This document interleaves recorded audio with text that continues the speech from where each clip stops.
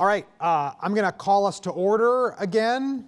This is our last program of the day. I am thrilled to introduce our keynote speaker, Michael Dimick, president of the Pew Research Center, at a role he has held since 2015. The Pew Research Center is a fact tank, called Fact Tank, at the forefront of public opinion tracking and monitoring the trends in attitudes that are shaping America and the world, including some of the most important research available on trust institutions, the topic of today. More recently, Pew has worked to tie this larger theme to the changing nature of trust and truth and their role in democracy, which we're going to discuss a bit, which we've discussed a lot over the course of the day, and we're going to discuss more in this talk.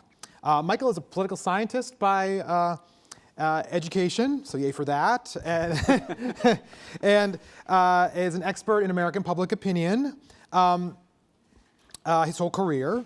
He's co-authored several of the Center's landmark research reports, including a series of long-term studies on trends in American political and social values, and reports on the views of candidates, campaigns, and key issues during several presidential election cycles. So, welcome. Thank you for being here all day and being part of this conversation that we're having today on this crucial topic. The premise, as I sort of made clear perhaps when we started the day, is that we're living in a unique time, right? In a lot of different ways. Trends in public opinion that have been going on for a long time, but just the news daily. Several panelists over the course of the day have mentioned, you really never know when you wake up and you read the news, whether it's an actual newspaper website or whether it's your Twitter feed because you curate your news through Twitter. You never know what you're going to find, right?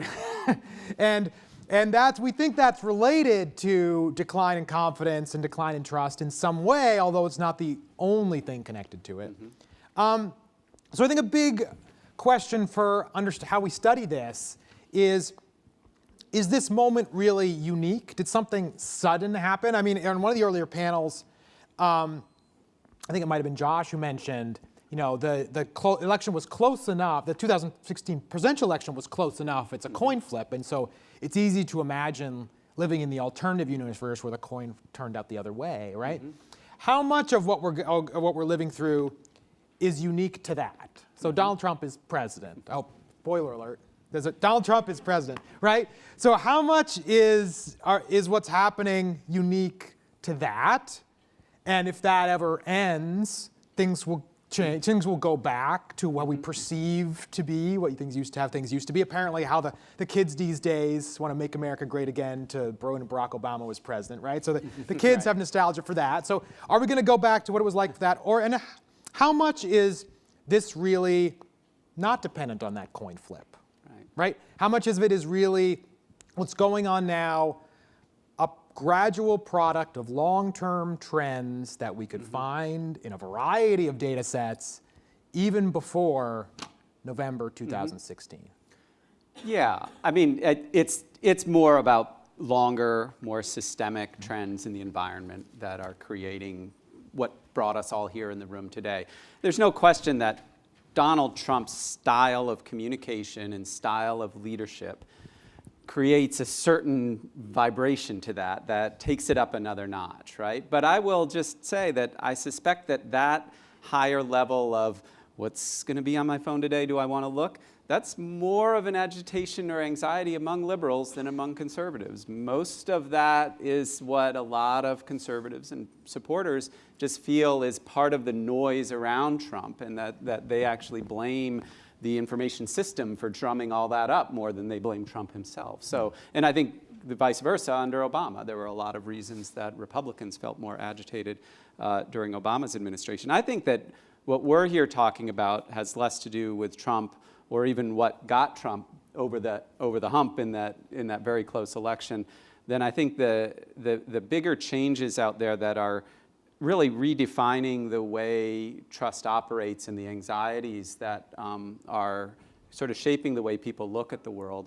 We've talked a lot here about party polarization. I don't want to kind of go back over that a lot, although it's something we've studied a lot, and I agree with pretty much all that was said here today. I would just emphasize that what's really unique about it now is this overlay of identity and how we identify ourselves really at a very distinct personal level with party labels. I always say it's really hard to say that the American population is more fundamentally divided politically today than it was in the 1960s, right? I mean, if you go back and watch the Vietnam War series, if you go back and look what was happening in this country, there were a lot of people at that time who thought, is this the end? You know, is it really? Are we coming apart at the seams? Are we no longer part of a single country anymore? But what was different then is not all those issues were cutting along the exact same cleavage, right? In fact, the Vietnam War wasn't really even a partisan war. The left-Dem-Rep differences on that war were pretty minor. Even the generational differences, which we seem to remember, were not as extreme as we remember them now in hindsight. Today is different because everything's sort of collapsing on this singularity, right? And then that becomes this really deep-seated identity as the panelists this morning were talking about. And that's a huge factor because it's sort of sucking all of this into a vortex of us versus them, where it really turns into the zero-sum kind of conversation that was mentioned before, and I'll come back to that. I think the other big trend that has come up in a lot of this is around the changes in technology, right? The pace of information, that we live now in an attention economy. The single most valuable asset we have is our attention. Everybody's fighting over it. Everybody's trying to monetize it. And we haven't adjusted as human beings to how to effectively parse that information in ways that are actually beneficial to us, right? Right now, the companies and everybody else are probably a step ahead of most of us in that equation. And so I'd like to think we're going to catch up, that we're going to figure out how to be more effective humans in that environment. But the fundamental distinction is that we are now the curators of our own information environment, which means we have to figure out what information to trust and not trust in some respects on our own. Hopefully the environment can provide better cues for us, and there are all sorts of people talking about all kinds of models for how we can get better shortcuts for figuring out what to trust and what to not trust. But it's really different than even 15, maybe even just 10 years ago, where most of that curation was happening in some expert space and then being given to us as some kind of curated package of information. That's gone. I think as you heard earlier from the media group, it's never coming back, right? And we are now kind of in control of our own information destinies, but we have to figure out how to parse that attention in the ways that are functional to us. And I would just add, I think there's a third issue that is sort of collapsing on this, that's creating some of the anxiety, and I sort of put it all under the globalization bucket. You know, 10, 15 years ago, we were talking a lot about the anxieties of globalization. It doesn't come up as much anymore, but it's still there. And what I mean by that is, one, increasing migration and integration and a lot of the stresses and strains around identity that come up from that. And we talked a bit about that this morning, and we could come back to it. The other, though, is it creates it creates for many, many people less of a sense of control of their own destinies, right? That even if I can vote and elect my government, what power do they have in a globalized economy where the decisions are happening even farther from my control? And the sense that a lot of people have that system is going to fundamentally leave me behind, leave people like me behind. Am I going to have the skills to adapt to that? Is the way of life that I've come to understand sort of slipping away in this sort of big, complicated system out there, and that can lead to a lot of anxiety that sort of plays into the tribalism, the kind of partisanship, the pulling back, and kind of the distortion or anxiety around facts that are out there. So I think we're kind of at the mix of a lot of these big trends right now. So Trump is both sort of probably a result in some ways, a little bit of an accelerant on it in terms of the style that he has. But I think all that convergence was happening anyway. And that's why it's hard for us to know what to trust anymore. What you were mentioning about how we live in a world that's no longer curated for us made me think. And so this is going to prompt a confession here. Those video cameras are on, so they are recording. So there's a confession here that I consume a lot of news online, but I also do get the paper Washington Post at my house. We get the paper. And it is... How old are you? I seem older. So, and it's strange if you followed the news all day in a social media fed to you, and then in the morning you get the paper where they've chosen 2 stories to get on the front page. Like, clearly they have picked what stories are the most important, and you see that. And then you've seen all these stories, and it wasn't clear to you what was important, or you were picking yourself what was important, or you've pre-selected what's important because you've chosen what people to follow, or what people, or what people to trust, right? To seek out information from, and I wonder sometimes if that breeds uncertainty. I know. It's interesting to get a sense of how much people trust social media and ways and their friends to share news. I've seen some recent data from recent poll that, I mean, the attitudes and skepticism of social media is actually fairly high. And one of the reasons I think that, well, social media companies are trying to make changes very quickly because it's the public opinion does not look great for them. But how much of this is, and because you have both polled about attitudes toward media, and you have a division that's like non-polled that studies social media not from a survey perspective. How much of this anxiety do you think comes from having to get information in this way where there aren't authority? Like, even if you wanted some authority, it's hard to get it because no one wants to be like me and get the paper newspaper, right? So our journalists are gone. Journalists are so I'm with you. So, but how much of it do you think the anxiety comes from that? Well, I think it's a couple things. I mean, you're right. I think people are probably more. They recognize that social media is a risky space to curate in because in most of the polling we do, and when you really talk with people about how they think about the information they're getting there is a degree of expressed skepticism, at least, about it. I think one of the questions that we're studying, and Josh and others, is does that expressed skepticism matter if that's still the information that's getting in front of people and is potentially getting repeated? Does the skepticism overweigh the impact? And I think there's a lot to potentially learn about that. But I think you're right about the role of institutions as sort of the determiners of authority for us is really a big part of what we're talking about here, whether it's governments, whether it's media organizations, whether it's churches, whether it's educational institutions like universities like Georgetown. What is their role as the sort of authority that's going to sort out fact and fiction and give us kind of the root information that we want? And that's changing a lot in this environment. I think that there's more skepticism about the neutrality of those organizations. We've heard it about the media already, to be sure, but I think it applies across all of those institutions.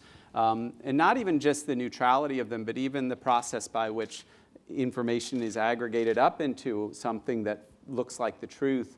I think there's a skepticism about that, and whether it's gone past that healthy level to a cynicism, as we were talking about earlier, probably depends on the person. But in reaction to some of those doubts about the way institutions curate information, people are looking for alternatives. And I think you are seeing a generational change, to be sure, where there's more confidence in a more networked style of curation than that kind of institutional authority style. So that the idea of trusting any institution to roll up what I need to know, this doesn't make a lot of sense. The example I often use is, 20 years ago, if you wanted to buy a new refrigerator, you'd go and maybe to the library and check out the consumer reports on refrigerators, and you'd take their expert opinion, and they would give you all the different angles that they rated it on. And now you just go to Amazon and look at the stars, right, or a television, or whatever kind of purchase you're doing. And there's a trust in the crowd wisdom that aggregation of information, and I do it, right? I mean, I'm not an idiot about it. I know that can be gamed, and I know that not all those people are refrigerator experts, but Still, it's a pretty good shorthand for me, and it's come to replace a lot of that. And then I think there's also a lot of trust in the algorithms right now. When you talk to people about how they think about how algorithms are sorting information, there's a lot of latent confidence in their neutrality and effectiveness. I think that skepticism about that is starting to rise, even just within the last year and a half. Yeah. And I think, to me, that's a part of what's interesting seeing this move forward, is how we come to a healthier relationship with the algorithms, where we have a little bit more of an understanding of how they're working potentially for us, but also potentially against us. I think, a lot of the reporting and the study that came out a couple weeks ago about how algorithms can accelerate the more extreme information. I mean, that's the kind of thing that, as I say, we're so early in this era, this modern communication era. We're barely 10 years into having mobile phones and being always on, right? So we're just still learning how to be good consumers in that environment, is the way I often think about it. Well, this gets into the question of, there are a lot of competing conceptions of trust when different people study it. Like economists study it one way, and some survey researchers study it other ways, and some political scientists or survey researchers study it different ways. I mean, there's no one theory of what people mean when they answer I trust in government, trust in neighbors, trust in institutions. And the way we interact and the way we have to make decisions about what authorities to trust is changing. And do we need to rethink exactly, or think more than we ever did before, about the definition in the modern media environment? Or not the modern media environment, the modern technology environment, the modern society. Do we need to are we asking about, and I gave kind of some standard questions, at the beginning, which country at the beginning of the day, which country trusts government the most. We asked which media organization do you trust the most, and are we missing something in terms of how to understand? Is this something we can measure with survey questions? Is it something we should measure with different survey questions, or some other way? Yeah. It's a good question. I mean, as you said, I've done survey work most of my life, and most of the survey work around trust focuses on institutions. There's some stuff around interpersonal trust and how we think about people in our communities and so forth, but a lot of it is focused on institutions, because those were the kind of arbiters, those authorities that we were interested in studying for most of the history of polling. And it does feel increasingly like those measures aren't necessarily picking up what we think they are. I mean, somebody made the point earlier. I completely agree with the point that trust in the media as a term, it's hard to know really what that means today, and that the media has become so decentralized and so varied that the term media has just sort of become a negative valence without any kind of actual oomph to it. Like any concrete grounding to it. And at the end of the day, people do make decisions off of what they hear. Most of what the news they're seeing in social media is some kind of is originating in a media organization of one form or another, and probably being resurfaced and liked and retweeted by people in their networks. So there's still a way in which that information is trusted, even though there's a sense of distance from the aggregate institution. So part of what I think I'm interested in right now is how can we better understand the ways in which people are actually acting on information as a better signal of what they trust than what they tell us that they trust or don't trust. Because in this environment where sort of political identity has become such a big friction point, such a big battleground, this sort of expressive trust, if I'm a Republican, I pretty much have to say that I don't trust the media. It's a part of that us versus them. I have to distrust the government. You're almost expressing the team song more so than actually maybe describing the mechanisms by which you sort out information in your daily life. And I think where we are is potentially having more tools to look at how people act on information, as opposed to just asking them their opinion of the information. Should we distrust a wide variety of survey questions, or just a small subset because we think there's this intense desire to partisan cheerlead? Say, well, I'm going to I get enjoyment by telling the interviewer or the screen how bad those guys are, right? And I get enjoyment out of that. Right. And how many survey questions should we then take with a grain of salt these days because we think some of that's going on?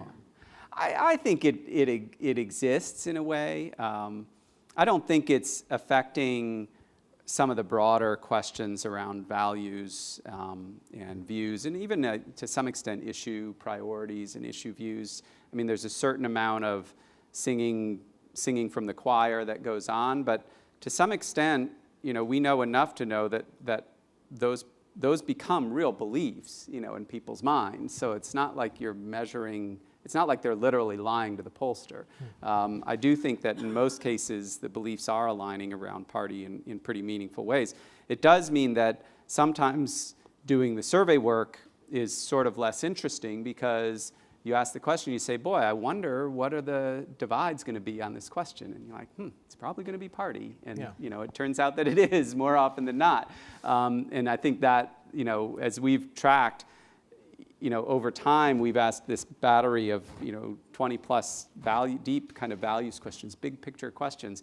And the level of difference across racial lines, across gender lines, across age lines, across any other kind of social cleavage, religion and religiosity, those divides haven't changed over the last 30 years. It's really this sort of party divide that's the one that sort of condensed everything around it. So I think, to your question, I think the polls are still really measuring something, but that partisan cleavage is really defining, more and more of the political thinking and social thinking. Can I ask you something building off that about we've talked so much today about the partisan divide, and it struck me of something that you reported in a 2014 report on trust in the media, and one of the things you found is that trust in the media was so different among Republicans and Democrats, right. And it wasn't necessarily the levels, it was the structure, right? So trust in the media among Democrats was dispersed. There was there were a lot of sources that had moderate amounts of trust, right. And sometimes moderate to high, including NPR and others, right? And then, but the trust in the media among Republicans was concentrated. There was low among a lot, and then trust in the media among Republicans and Fox News was higher than Democrats trusted anything. And I don't want to get to this necessarily in the weeds of that finding, but I do want to ask you: should we be studying Democrats and Republicans separately more? Because just different phenomena are happening in different, and because of the types of social institutions they use, the media they use, or whatever, there different things are happening, and we should design maybe different sort of survey questions that we really think are going to tap into the dynamics of trust, the dynamics of media use, all these things among one side of the political spectrum and among the other, because they're not structured in mirror image ways, right? There interesting things are happening on both sides. That's an interesting premise. I hadn't really thought about it that way. I mean, you're right. I think there are differences in the sort of fundamental dynamics of how people think about the trustworthiness of institutions. And it's not all that one group distrusts and the other group trusts. It's more complicated than that. And you're right, the mapping and the dispersion of the networks is even different on each side. I'd like to think that we're not going to create two research designs, though. We still want to kind of look at the comparisons. But you're right, you do need to design questions and research analyses that will actually really well reflect how those dynamics operate differently on different sides. In other words, if you're in a research team and your team is sort of predominantly Democratic or predominantly Republican, just like any diversity effort, you may actually be missing something about the real dynamics of trust and how people are navigating and sorting on the other side. Because it's not necessarily just a mirror image of the other side, kind of upside down world. It can be very different. I think you're making a good point. I have one more topic that I want to get to, and then I'm going to go to audience questions. I want to make sure audience have a time to respond. So start thinking of your questions. But the one last topic I want to get to is, a lot of this one-day conference has been essential, but a bit of a downer, right? Bad things are happening. A lot of the survey research is depressing, but we're working on solutions, right? So it's depressing, but we're working on solutions. one of the things that I think is positive is we have also new tools to understand what's happening. So, amazing things are happening in the world, sometimes scary things. We also have new tools to study people and to study society that we didn't have before. And sometimes it's like an arms race between the challenges we face and the tools we have to address those challenges. Yeah. And we don't know who's going to win the race, right?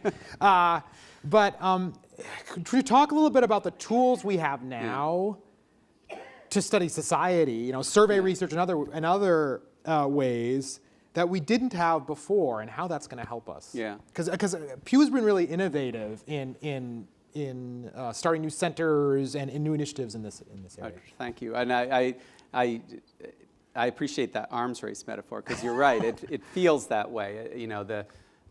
The tools are being used in the world faster than I think most researchers and analysts can almost kind of catch up to figure out how to use those tools to better understand a lot of the dynamics out there. But yet, you're right. I mean, we've been trying to continue to add the kind of research analytic toolkit at the Pew Research Center, just like most universities and departments and other private sector organizations have as well. And just like, I guess, if my two rays of optimism are, the one being, if we're only 10 years into this information environment, give us a chance as citizens and participants to catch up.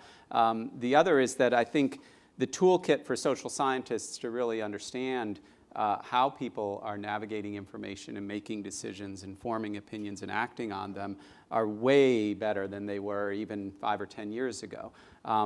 We could have a whole conversation about the effectiveness of public opinion survey work, but there are a lot of reasons to be that survey work is as strong or stronger today than it was when I started doing it.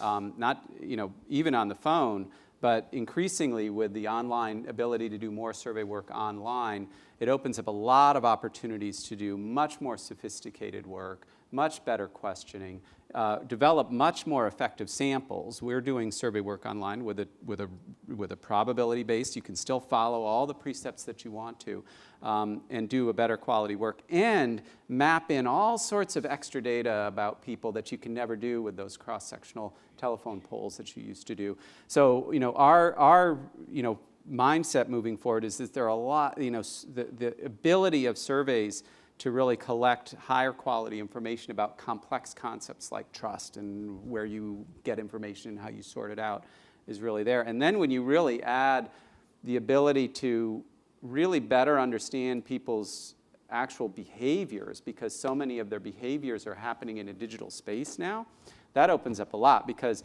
surveys do a reasonably good job of getting thoughts out of people's head. They've always done a pretty terrible job of getting people's behaviors, getting people to articulate what they do and why they do it.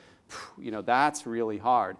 So the ability to actually see what people are doing and watch how they're navigating and then map that to their opinions and views and values is sort of a big door opening, I think, for the research community. Again, back to your arms race, the downside of it is the pace of that affecting people faster than we can actually study it and help empower, a better understanding of that? I don't know. Again, I'd like to think we're sort of still so early in this that just like we got good at using the old tools, I think we'll all get good at using the new tools as well. I hope so. Yeah. Okay, so I'd like to open it up for questions, and I'd like to give priority to if we have students. If we have Georgetown or any students, Georgetown or for other places in the DC area, I will give priority. If you're not a student, feel free to always raise your hand. We will get to you. Anybody? Any questions? No? I'm getting students.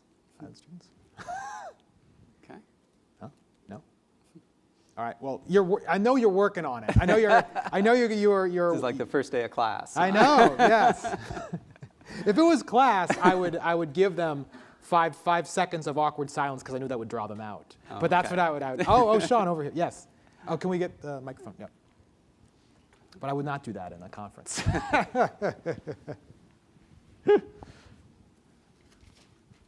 Sure. Hi, Sean Cates.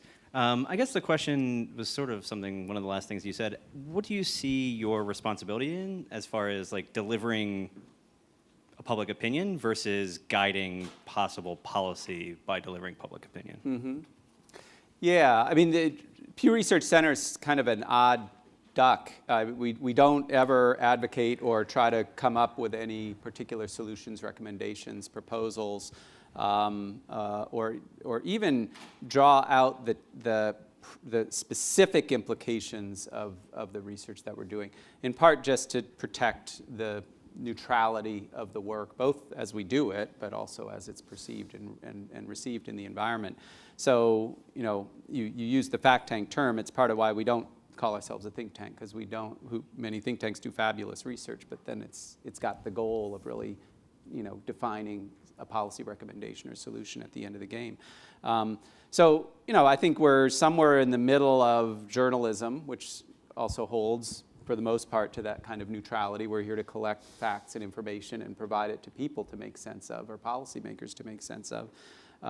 Academia and sort of think tanks, we kind of live in the middle of that at the Pew Research Center.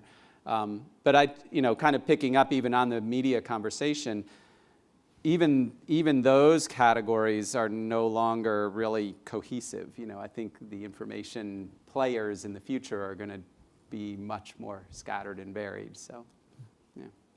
This gets at, you kind of have this dual role. You study and do research on trust institutions, right. And you also, you are a nonprofit institution that wants to be trusted, right? Yes, this is all very existential. So yes, for yes. us.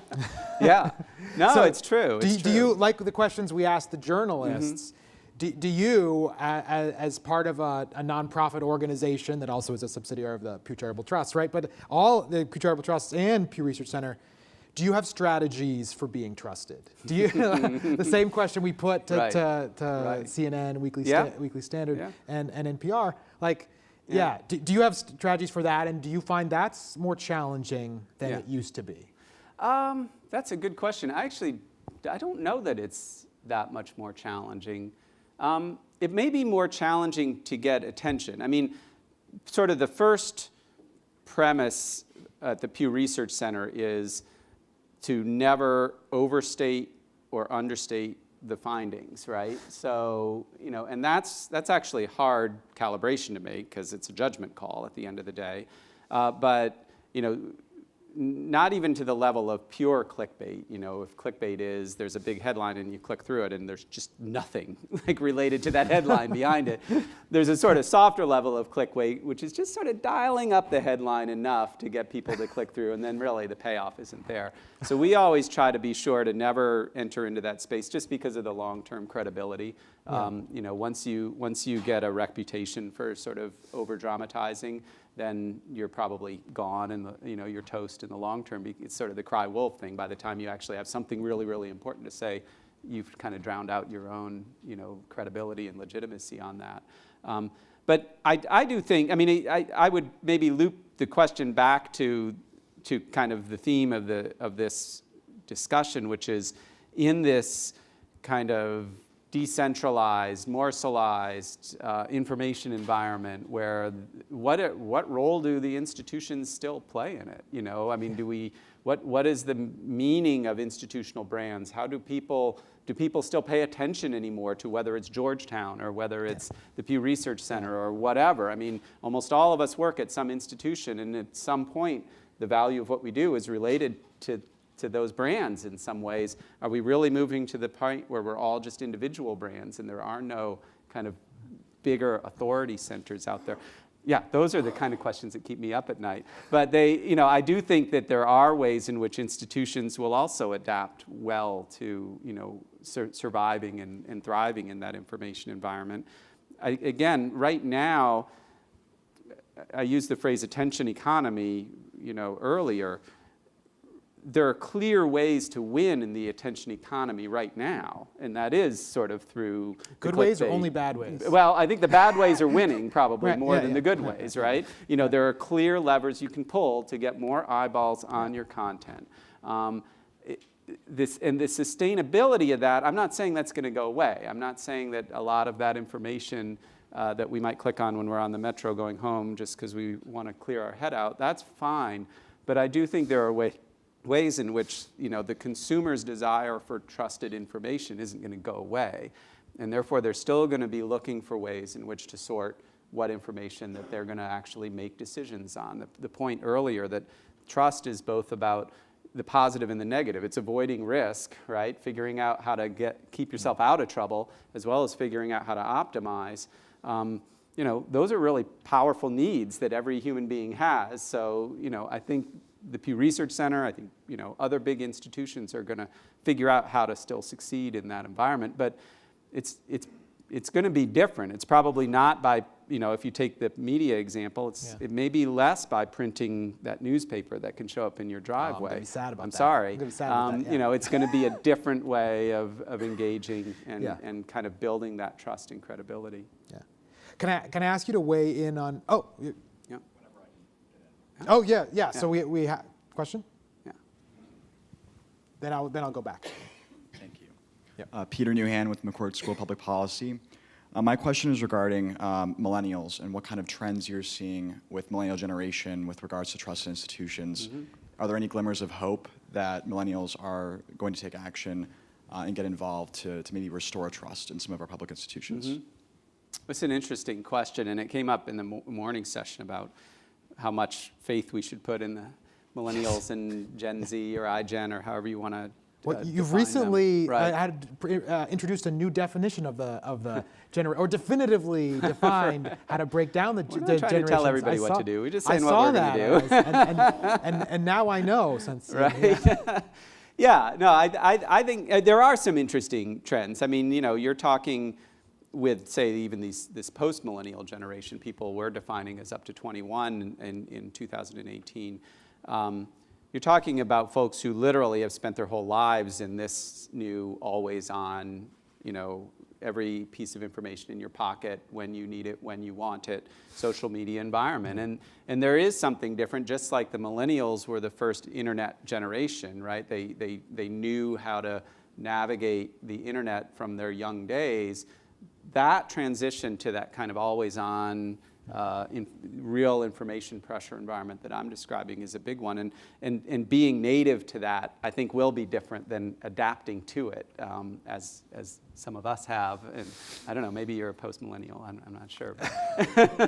I have to look up your cutoffs, and I'm willing to trust you and follow whatever cutoff I end up at. But I think more broadly, I do think that it came up earlier. There are some issues that really have very, very strong generational signals to them. One of them is kind of a really different lens on diversity. I think the point about what it comes down to in policy is a really interesting one, but there are just really different ideas about the nature of society and culture that really seem to have very strong signals that I don't think go away. And some of the strongest ones obviously are around inclusiveness, around, say, homosexuality or other things like that. But I think it does, you see it really strongly around immigration and other measures where there's an openness to diversity. And I don't know that you see that these generations are inherently more skeptical of government or those institutions. I mean, there's been this really interesting conversation, Josh, I think, mentioned it earlier, around whether there's more support for authoritarianism among young people. I do think that there is, the way I kind of read it, but I think there's more research to be done, and I would recommend that voter study group piece that came out last week, I think it was, from Democracy Fund's research. It's a good piece of work around how much this is maybe typical of youth, which is you're willing to, if you're frustrated with the status quo, you're willing to really rattle things up. And that can go in positive or negative directions, right, depending on how it comes together and formulates. And so, I kind of think there potentially are ways in which there are a lot of things that people my age assume about the way American politics works that can never change. Those are not assumptions for a lot of these young folks. And it may be that there are ways that, since they're native to this environment and information structure, they may be able to exhibit a lot of change on it.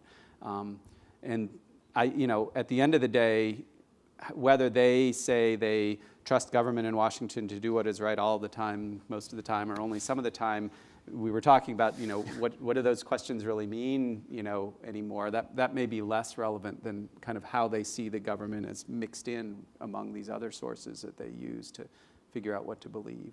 Yeah. Okay, around. Can we call? Yeah.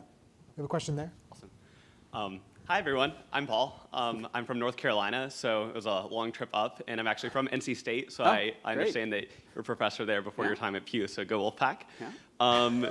I was reading an article yesterday about Christopher Wiley, who was the data science guy behind Cambridge Analytica, and who essentially wrote a machine learning algorithm and hacked Facebook to create psychological and political profiles on 230 million Americans.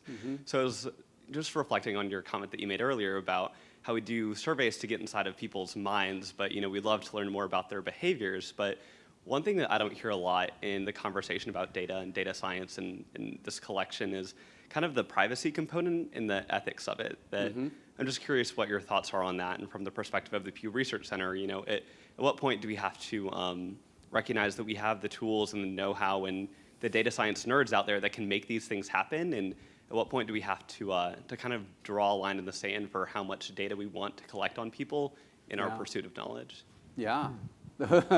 Those are big questions, I think, and they're important ones. And you're right. I mean, there's a lot of power in the granularity of the data that we have that can allow people to really inject persuasive arguments or otherwise, act in ways that can be pretty detrimental. I don't know. I think again, this is one of the hard nuts to crack, but there have been some real progress on it. I mean, I don't know if one of them actually is happening here in McCourt, right? The sort of Massive Data Institute, and trying to figure out ways to help connect big data sources together that have implicit privacy issues in them, but allow for that processing to happen in a sort of safe box so that the researchers can kind of ask their questions and get the aggregated data out, and that the individual level data is never exposed to anyone. I don't know if any of you saw this morning, but there's a fabulous interactive in the Upshot this morning about how wealth does or doesn't cross generations by racial and ethnic groups, and they did a great visualization job with it, but it came out of this kind of tool where they're actually mapping in, right, IRS data at an individual level, some of the most sensitive information that's out there, but it was all done in the background and anonymized in a way that the researchers could ask the tough questions, connect the dots on, millions and millions, almost the whole universe of adults, children as they grow into being adults, knowing the socioeconomic status of their parents and then knowing their socioeconomic status 20 years later. Those opportunities exist. So the question is, will we come up with good privacy regimes as a research community, and will all of the actors abide by those regimes? Those are tough questions, but I think it can be done. It can be done with Facebook data, Twitter data, government data. The problems are similar, and I think they're overcomable. I think the challenge for a lot of the data that's owned by the private companies right now, as they've experienced over the last 4 or 5 years, is, well, a lot of those companies believe that social good can come from the analysis of their data. There's a ton of risk in it for the companies in terms of letting that data out there, both privacy risk if somehow the privacy is violated by allowing researchers to use the data, but also, as we've seen, reputational risk for them in terms of the implications of the findings of the data potentially uncovering things about the way that social media are operating on people that end up kind of creating uncomfortable patterns or truths.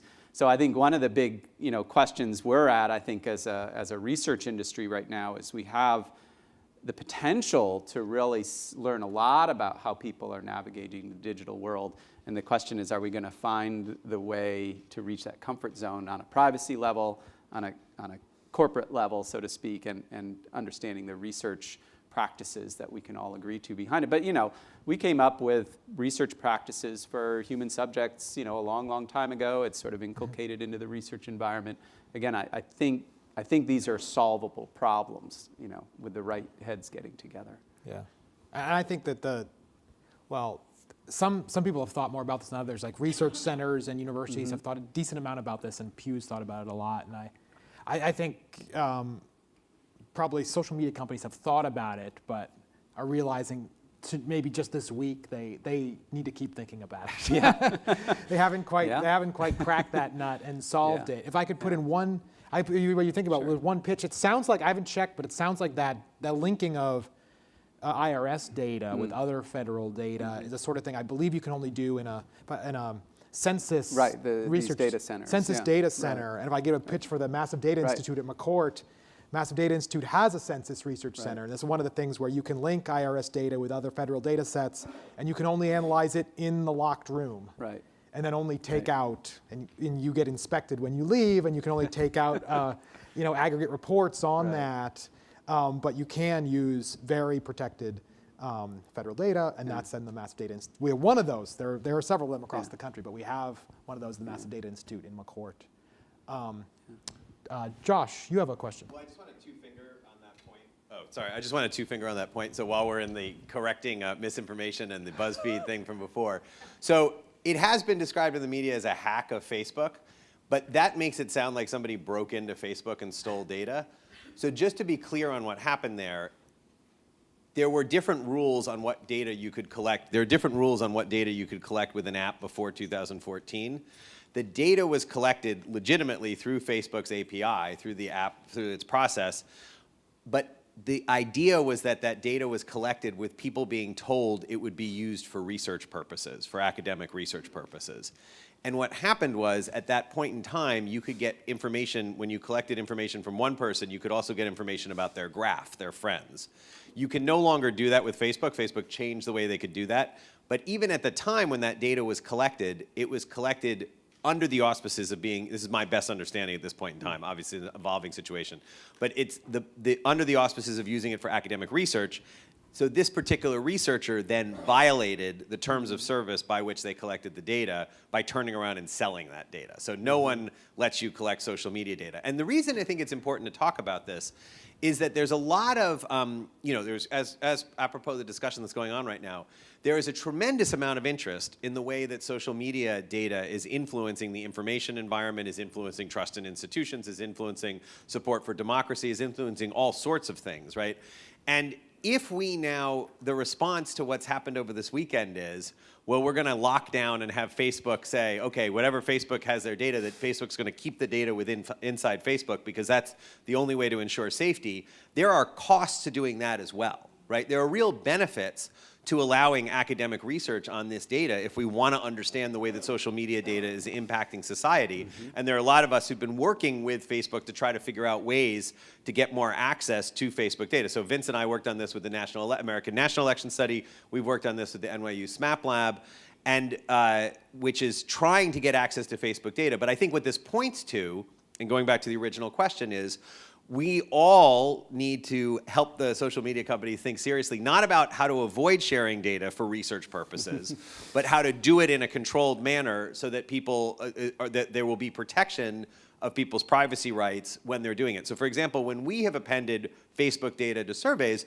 we've done it with the explicit permission of the people who are taking the surveys. They know they're in a survey research environment. We've just finished asking them 40, 50 questions about politics. This is the same thing we do with the American National Election Study. At the end, they would say, hey, could we also look at your Facebook data as part of this study? It will be anonymized. You could check off what you want to share with us, what you don't want to share with us. So that's one way of doing it. Obviously, on the far other end of the spectrum is to tell people you're getting their data for one reason and then turn around and selling it and using it for a different reason, right? So I think this is a really important moment, but I think we, as everyone in this room who's interested in these questions we've been discussing today, it's important that I think we speak up with our voices for the importance of continuing to allow this not to be some black box that goes on behind closed doors in the ends of a for-profit company, but that this company is continued to encourage to interact with the research community for us to be able to learn these really important questions that we're trying to sort of figure out today. So I just wanted to comment on that, because this is being discussed right now in the media all the time, right now. So. No, I couldn't agree more, though.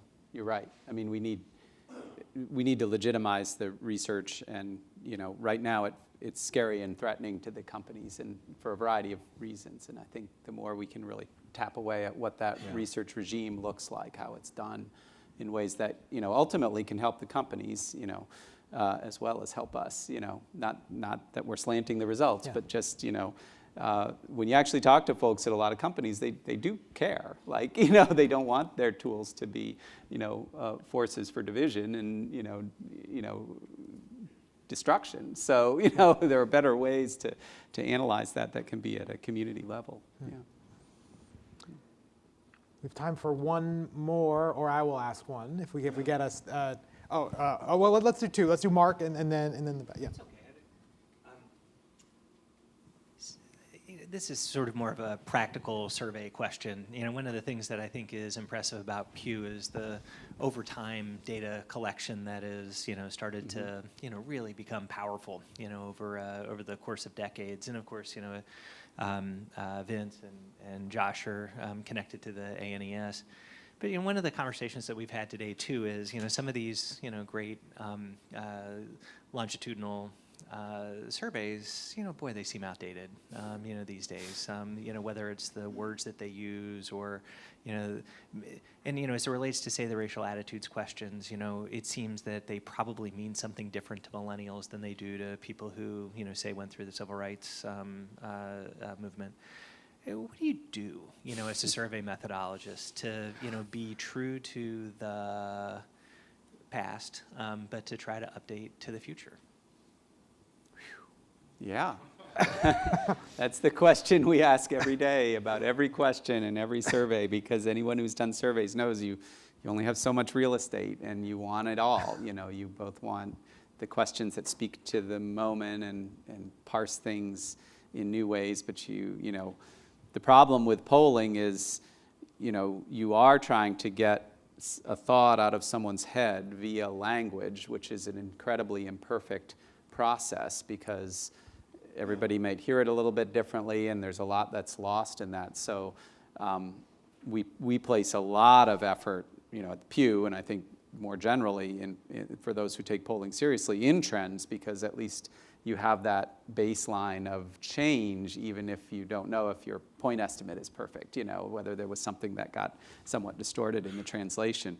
But that said, along those lines, if the meaning of the words is changing over time, you may be measuring as much a change in that translation process as much as a change in what's actually in people's heads. So then, once you get into that loop, you're driving yourself crazy as a researcher. So I don't have a good answer to it other than, really thinking a lot about language, thinking a lot about how you do it. Obviously, one of the big challenges, ANES and other longitudinal studies have gone through is how do you even translate it across modes, from the old face-to-face to the phones and then now to web interfaces. Huge differences in how language works in those contexts and how people respond in those different interviewing environments. So none of this is simple and straightforward, and I don't think I have a back-of-the-envelope formula for it. We spend a lot of time, in effect, trying to have the best of all worlds, maintain some of the core work and then have a lot of room for experimentation and new work or benchmarking on the side. But you can't do it all, so it's tough. Yeah. Last question. Hi, thank you. I am Krista Alessandro. I'm a first-year student at McCourt School of Public Policy, and my question is about kind of accountability with the speed of news comes in so fast, and before you know it, you're on to the next big story. You talked about the attention economy. Mm-hmm. So how do you kind of have accountability, and how do you instill trust when before you know it, you're just on to the next big story? That's a really good question. Huh. No, you're right. That's a great point. I mean, I think the way some folks are trying to do it is figure out how you can jump ahead of that so that there's some kind of sense of validation prior, to that first contact. But how do you do that? Then you are back to a sort of institutional brand model where you can maybe rate or score different sources, whether it's the individual themselves or if they're willing to delegate to that delegate that judgment to some outside agent to sort of, blue ribbon different sources, or there are all sorts of models for this that are being talked about right now. Because you're absolutely right. Even the best intentioned news environment, we heard some of it from the panel here today, if they're really, really well intentioned and they have the best standards internally, and they come back 2 or 3 days or a week later when they find out there was a mistake in what they put up, how is that really going to reach all the people who were touched by it? And how can you actually keep up with the pace of information flows today to counter? It's one thing to screen out the maliciously false information, right? Those who are either just solely after the clickbait, advertising, or solely after sort of nefarious ends. Maybe there are ways to kind of score and screen that, but the honest mistakes, and given that the pressure on news organizations to be faster is not going to go away, I think, as we heard, that becomes an even more legitimate problem. I don't have a good answer for that, but maybe after you're done, you'll go work at Google or Facebook and figure it out, because I'm sure they're going to be worried about that. Well, that's about all of our time. So, Great. Michael, thank you so Thank much you. for being with us here today Great. at Georgetown.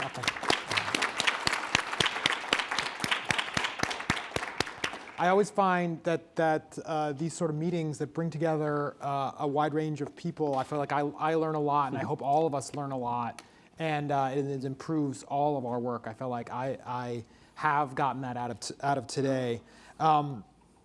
So I hope you'll visit again soon.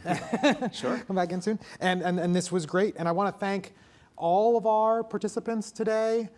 Really a great group, and the panels were amazing. And I really want to thank all the participants who came here today and spoke and shared your expertise with us. We're going to soon post the video of these conversations online if you want to review them, or if you said someone had some insight, you're like, that was great. What Vince said was amazing, but I want to go back to the tape and I want to get it. That will be possible. that will be possible for you. So keep an eye on the McCourt School's website for that. And the last announcement I want to make is, if especially students, but anyone else, if you're looking for more politics programming at Georgetown, at 7:15 tonight in the ICC auditorium, we're having Eric Holder and the conversation with Mo Alithi about redistricting in an event sponsored by the Institute for Politics and Public Service. If you want to see that tonight. Well, thank you so much. This was a wonderful event, and thank you. Good night.